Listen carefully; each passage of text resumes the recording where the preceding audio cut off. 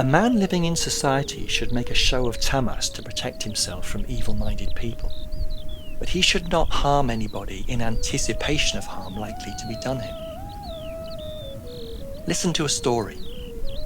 Some cowherd boys used to tend their cows in a meadow where a terrible poisonous snake lived. Everyone was on the alert for fear of it. One day, a brahmachari was going along the meadow. The boys ran to him and said, "Revered sir, please don't go that way. A venomous snake lives over there." "What of it, my good children?" said the brahmachari. "I am not afraid of the snake. I know some mantras." So saying, he continued on his way along the meadow. But the cowherd boys, being afraid, did not accompany him.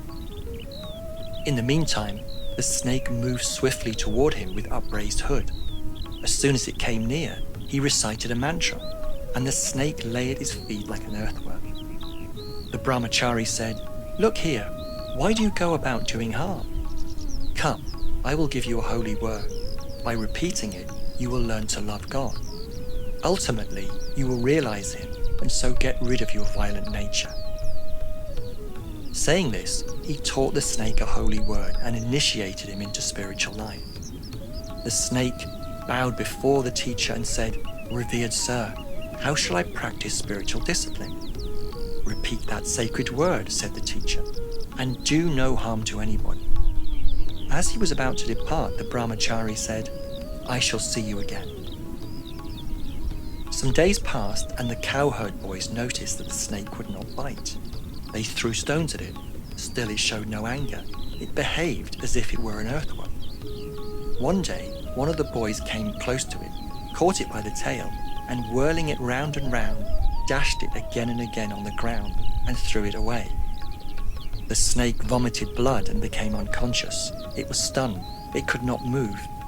So, thinking it dead, the boys went their way.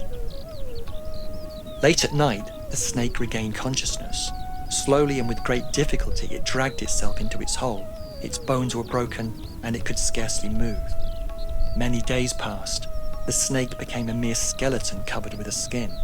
Now and then at night, it would come out in search of food.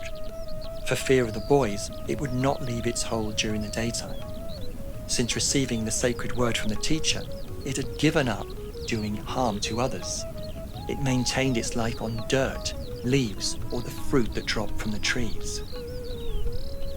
About a year later, the brahmachari came that way again and asked after the snake. The cowherd boys told him that it was dead, but he couldn't believe them.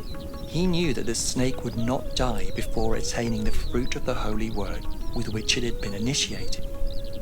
He found his way to the place and, searching here and there, called it by the name he had given it. Hearing the teacher's voice, it came out of its hole and bowed before him with great reverence. "How are you?" asked the brahmachari. "I am well, sir," replied the snake.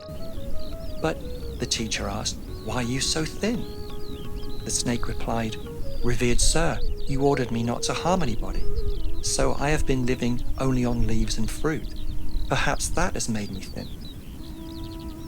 The snake had developed the quality of sattva. It could not be angry with anyone.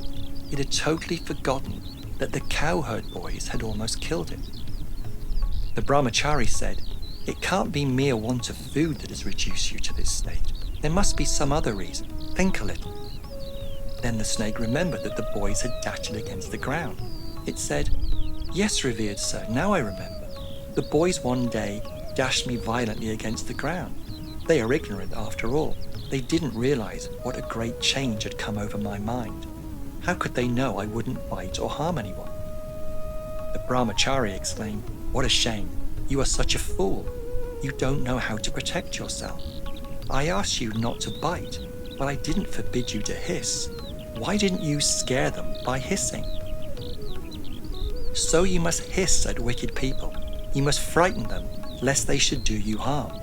But never inject your venom into them. One must not injure others."